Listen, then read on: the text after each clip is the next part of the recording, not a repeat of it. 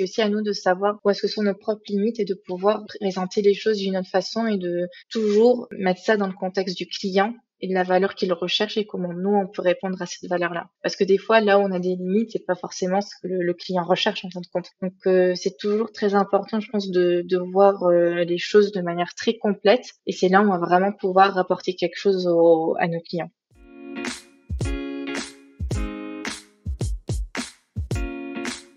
Hello, je suis Carlotta. Bienvenue dans Product Marketing Stories, le podcast qui décrypte les méthodologies, partage des conseils et apprentissages concrets pour rendre compréhensible et accessible le product marketing. Pour cet épisode, j'accueille Nevin, Product Marketing Manager chez Pigment, pour parler de Competitive Intelligence. L'analyse du marché de la concurrence est un des piliers du rôle du PMM. Car pour réussir à bien se positionner sur le marché et à vendre son produit, il est indispensable de connaître et de comprendre son environnement concurrentiel. Mais ce n'est pas toujours facile de savoir par où commencer et quoi faire pour que les analyses faites soient utiles pour l'ensemble des équipes. Produits, marketing, sales ou encore customer success.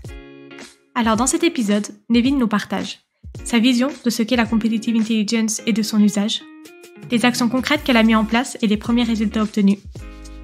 Et enfin, sa méthodologie et bonnes pratiques pour construire les programmes d'entretien win-loss, les battle cards et les sessions d'enablement. Je laisse place à mon échange avec Nevin, qui j'espère vous donnera toutes les cartes en main pour travailler sur la competitive intelligence et diffuser au mieux la connaissance des concurrents aux équipes.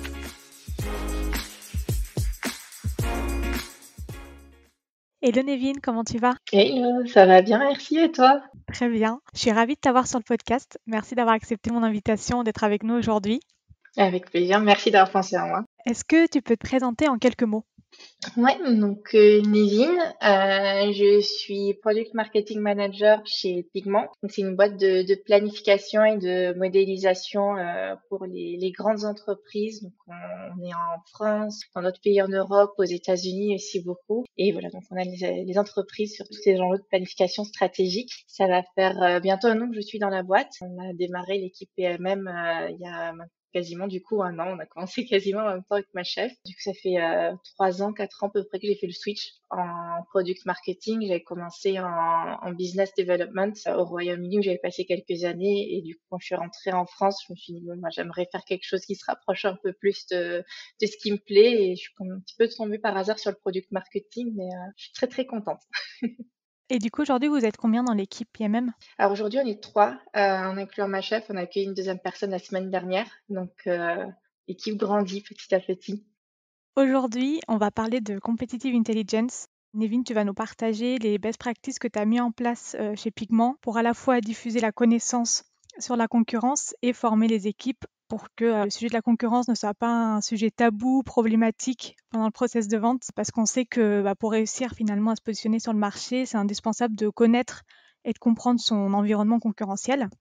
Peux-tu nous expliquer à ta manière ce qu'est la Competitive Intelligence ?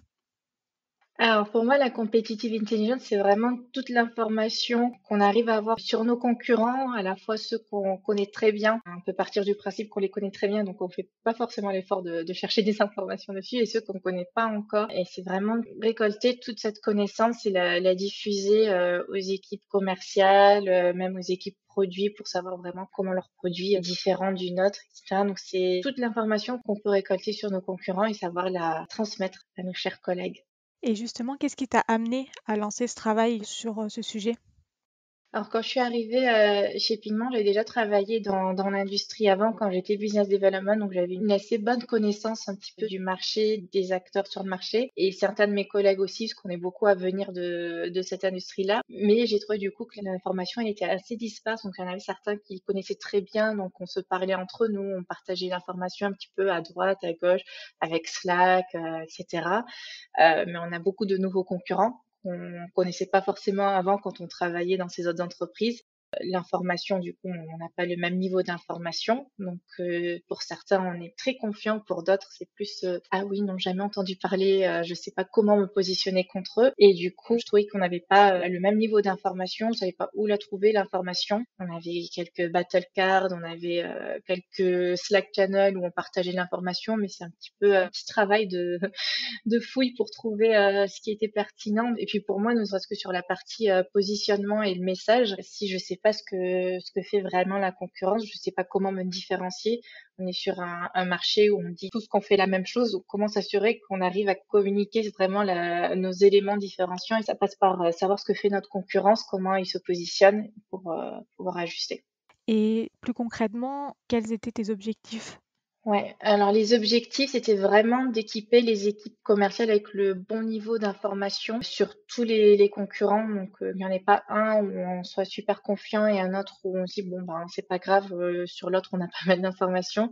Savoir pourquoi on gagne, c'est très facile de se dire qu'on est les meilleurs, donc c'est pour ça qu'on a gagné, mais non, faut savoir quelles sont les raisons qui ont fait qu'on a gagné pour continuer à faire ces choses-là.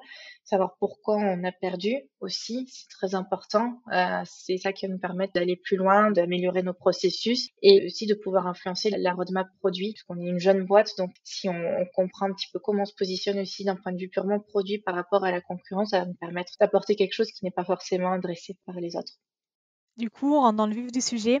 Est-ce que tu peux nous expliquer ce que tu as mis en place? Ce qu'on a mis en place, donc je travaille en partenariat avec l'équipe Product Strategy sur le sujet. Ce qu'on a mis en place, c'est d'abord les battle cards. Les battle cards, elles existaient déjà, mais comme je disais, il n'y avait pas forcément le même niveau d'information. C'était mis à jour de manière un petit peu aléatoire. Tu ne savais pas qui avait mis à jour, quand, quelle partie. Surtout que c'était sur Google Slide, donc c'est pas évident d'un point de vue suivi. La première chose, c'était retravailler ces battle cards, comprendre ce qui était attendu par chaque équipe, qu'est-ce qui leur convenait, qu'est-ce qui leur convenait pas, parce que on partait pas de rien non plus, il y avait quand même quelques billes. Donc c'était déjà aussi de comprendre qu'est-ce qui marche et qui doit rester en place.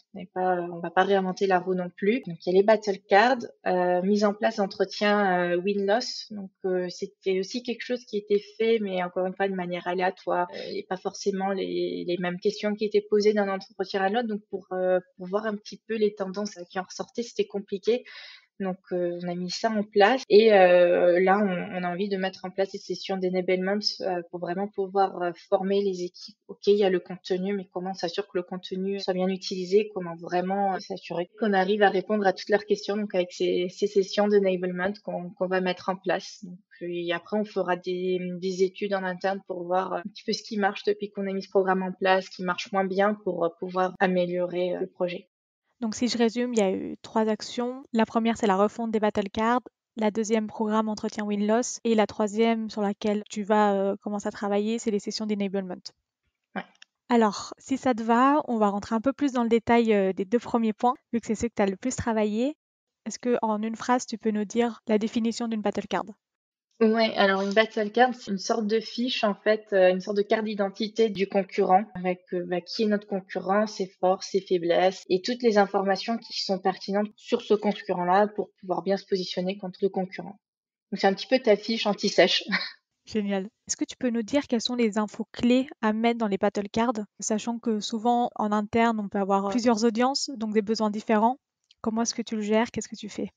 Oui, alors pour les battle cards, il y a eu la question, est-ce qu'on fait différentes battle cards pour les différentes équipes? Donc on a les équipes BDR qui vont faire toute la partie prospection, les équipes commerciales terrain et les équipes pre-sales, donc un peu plus techniques. Donc est-ce qu'on fait 3 battle cards différentes où on les réunit dans une seule et même battle card? Parce que les BDR ont besoin de savoir vraiment pourquoi on gagne, pourquoi on perd, et les équipes techniques ont envie d'avoir accès à des informations beaucoup plus techniques. Et finalement, en fait, l'idée, c'est de tout réunir sur une seule et même battle card parce qu'au final, l'EI a besoin de savoir ce que le BDR sait. Et le pre-sales, comme on les appelle, a besoin de savoir ce que c'est le BDR et l'EI. Donc, en fait, la façon dont les battle cards sont construites, c'est qu'on commence par une section générale, puisqu'il faut savoir où est-ce qu'est située l'entreprise, combien de clients ils ont, quels sont les clients qu'on a sur lesquels on a fait un remplacement de la solution ou est-ce qu'on a gagné contre cette solution-là, et de savoir quels sont nos experts en interne parce que les battle cards elles sont construites en collaboration avec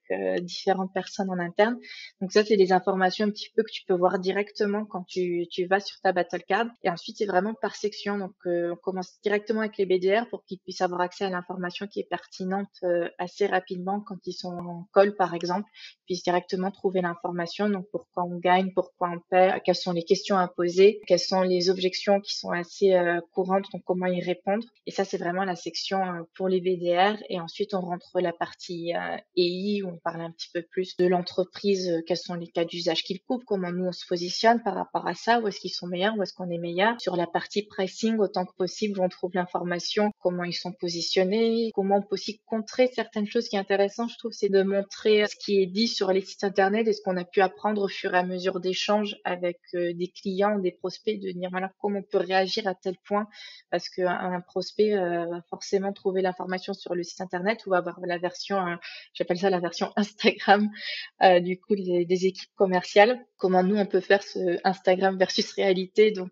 toujours essayer de nuancer, parce que sinon c'est un copier-coller de ce qu'on trouve sur n'importe quel site, essayer d'apporter toujours cette valeur ajoutée. Ensuite, on rentre dans la partie technique, où on va parler un petit peu du produit, des fonctionnalités, lesquelles sont meilleures, lesquelles sont moins bonnes, comment on se positionne par rapport à ça, et encore une fois, faire ce petit Instagram versus réalité. Et ensuite, on a une partie avec toutes les ressources, parce que c'est beaucoup d'informations, donc où est-ce qu'on peut trouver plus d'informations? Est-ce que ce sont des vidéos? Est-ce que ce sont des slides? Comme ça, donc mettre les liens de toutes les ressources en plus.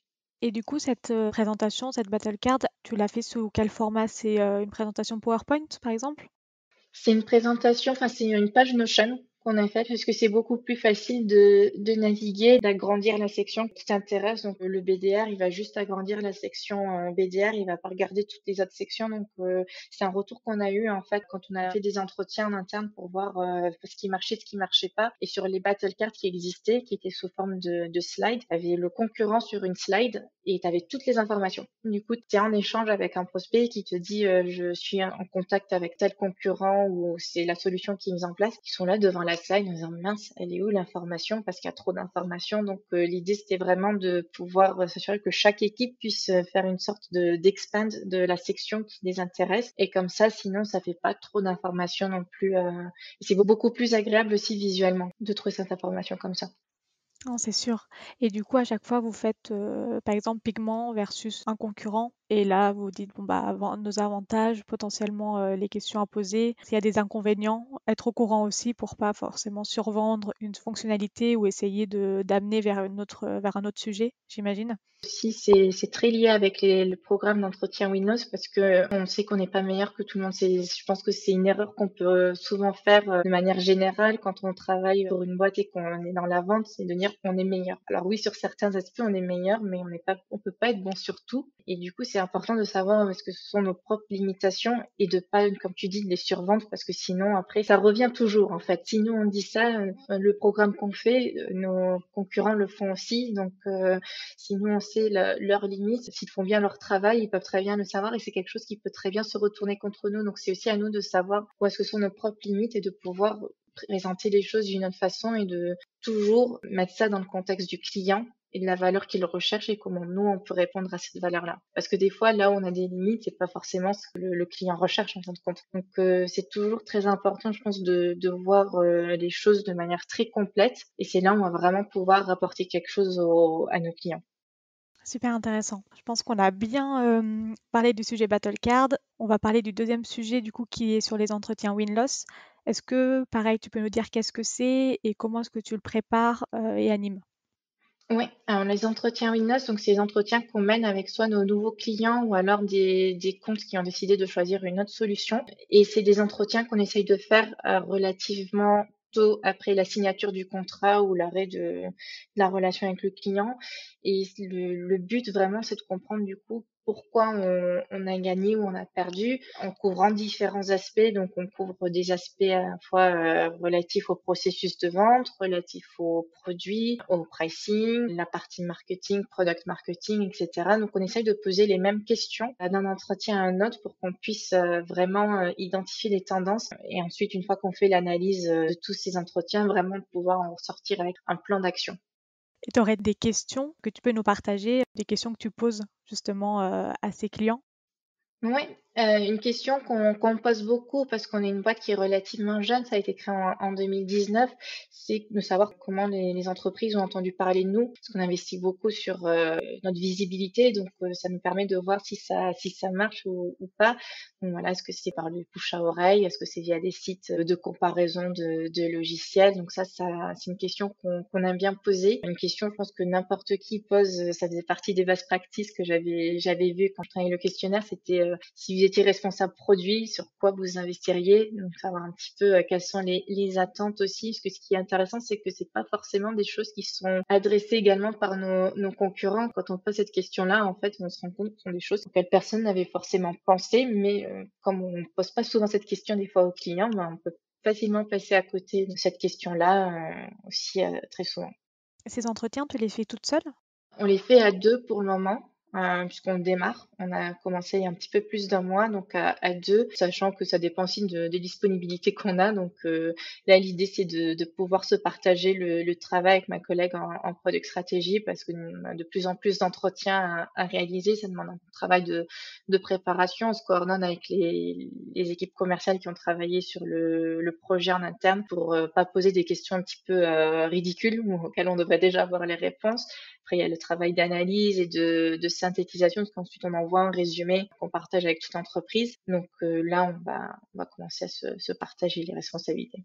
Génial, super intéressant comme sujet et comme démarche, parce que c'est pas non plus toujours facile d'aller voir des clients qui ont refusé de travailler avec nous. Et je pense que finalement, c'est le mieux à faire que d'essayer de comprendre pourquoi, pour s'améliorer ensuite et peut-être les regagner plus tard.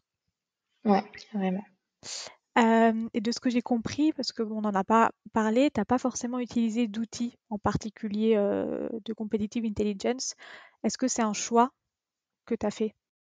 C'est un choix. Au départ, l'idée, c'était d'avoir une plateforme dédiée. Quand j'ai rejoint Pigment, mon ancien collègue dans ma boîte précédente m'avait dit, si tu travailles sur ce type de sujet-là, utilise Clou, qui est une des références.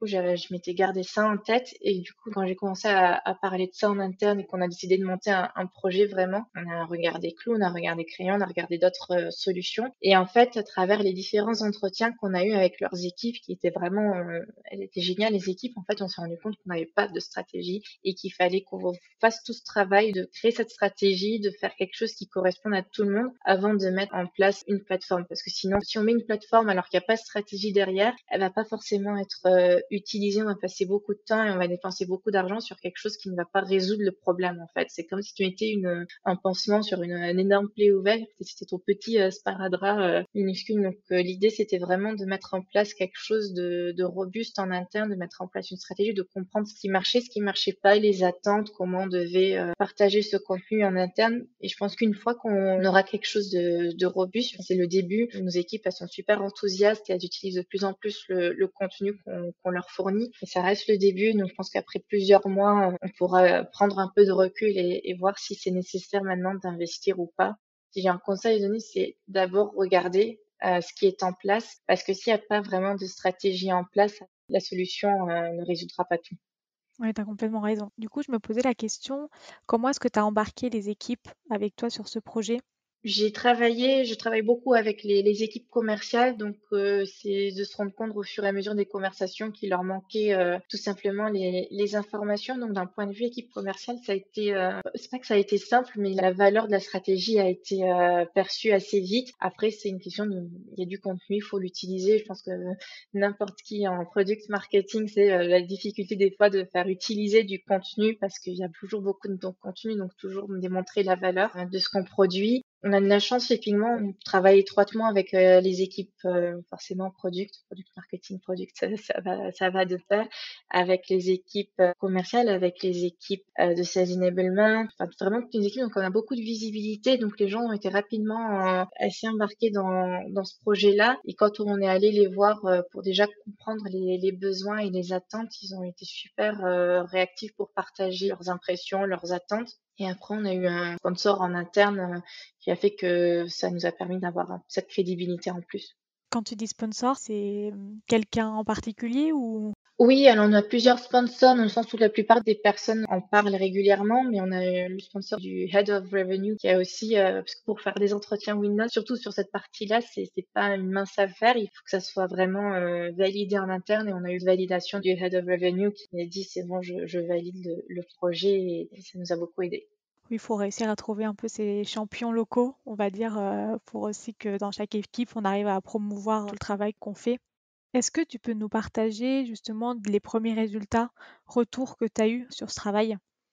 Ouais, les premiers résultats, alors au niveau des battle cards, c'est vraiment l'utilisation. Je commençais à recevoir des messages comme quoi les battle cards sont utiles et qu'elles ont permis vraiment de se sentir un peu plus en confiance, sachant que c'est un travail sur lequel je suis toujours. Donc, comme on avait déjà des battle cards existantes, l'idée c'est de reconstruire les nouvelles battle cards et de les mettre à jour. Donc c'est un travail qui va prendre plusieurs semaines, plusieurs mois. Mais nous savons que les premières qu'on a pu sortir apportent cette valeur-là et de plus en plus vraiment de recevoir des messages ah bah j'ai une opportunité quand on est positionné contre tel concurrent, qu'est-ce que je peux leur dire, est-ce que tu peux m'aider, vraiment de voir que je suis perçue comme la personne qui peut apporter une connaissance sur le sujet, donc là ça fait plaisir. On est vu aussi pas comme juste la personne qui va aider sur les lancements de fonctionnalités, c'est aussi sur cette partie-là. Donc c'est les premiers résultats. Après à terme on verra l'impact sur les nouveaux clients, etc. Mais En tout cas, c'est prometteur.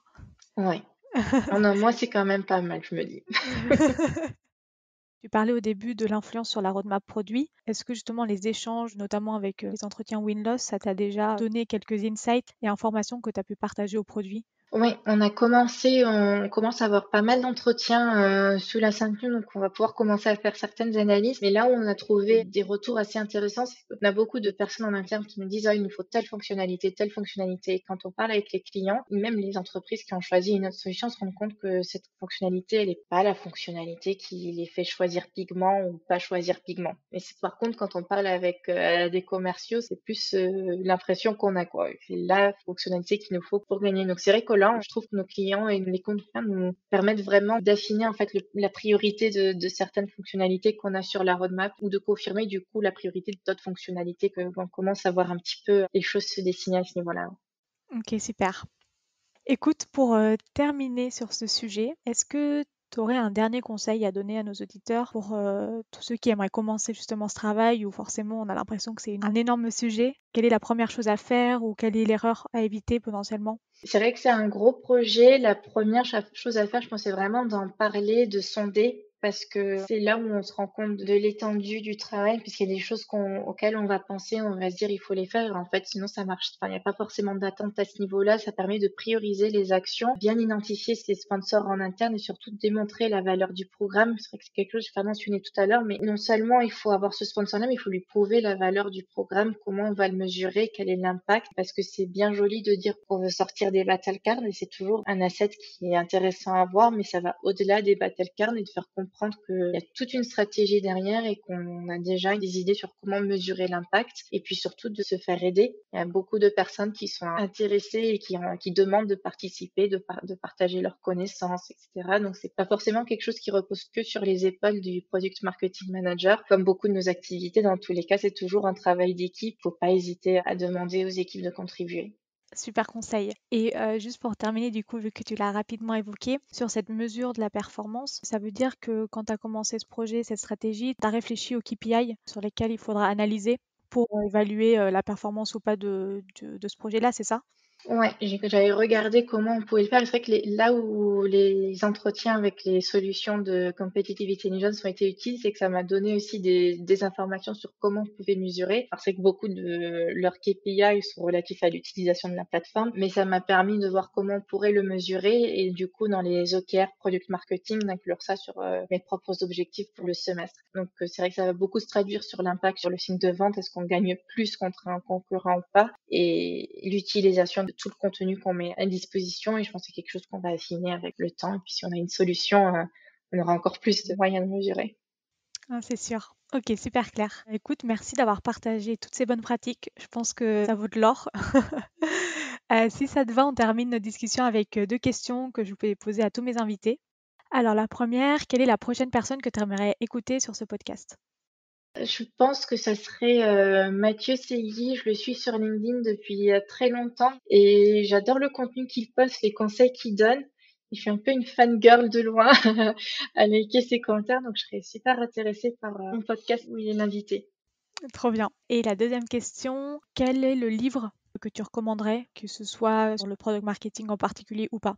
Le livre que je recommanderais, ce serait le The Culture Map par Erin Meyer. Alors, on a un book club, en fait, dans la boîte et c'est un des derniers livres qu'on a lu et c'est vraiment sur comment travailler avec des personnes de différentes cultures et c'est super intéressant, notamment quand on travaille dans la tech, c'est souvent avec des boîtes qui sont implantées dans différents pays et j'ai trouvé ça vraiment super intéressant, ne serait-ce sur la façon dont nous, en France, on travaille, on s'en rend pas compte et quand on le voit dans le contexte du bouquin, c'est vraiment super édifiant et ça se lit très très bien. Je pense que c'est vraiment un livre à lire. Trop bien. Merci pour cette recommandation et merci encore pour cet échange, Nevin. C'était Merci à vraiment toi. super intéressant. Dernière question, si jamais il y a des auditeurs qui veulent te contacter pour te remercier, te poser une question sur le sujet, où est-ce qu'ils peuvent te contacter? Ils peuvent me trouver via LinkedIn, Nevin Ismaël, et sinon par email, mon adresse nevin.ismael@gopigment.com. Je serais ravie d'échanger, mais aussi de recevoir d'autres idées sur comment améliorer le programme. Parce que je suis pas la science infuse, je débute aussi moi-même sur le sujet. Du coup, je suis toujours preneuse de conseils sur comment améliorer et apporter toujours plus de valeur. Génial. Merci encore et merci à tous Merci. de nous avoir écoutés et à bientôt. Merci Carlotte, à bientôt.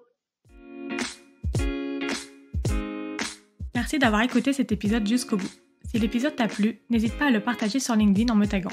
Tu peux aussi me soutenir en laissant un avis 5 étoiles sur Apple Podcast et me laisser un commentaire. Ton aide est précieuse pour m'aider à faire connaître Product Marketing Stories et aussi m'encourager à créer davantage de contenu. Alors merci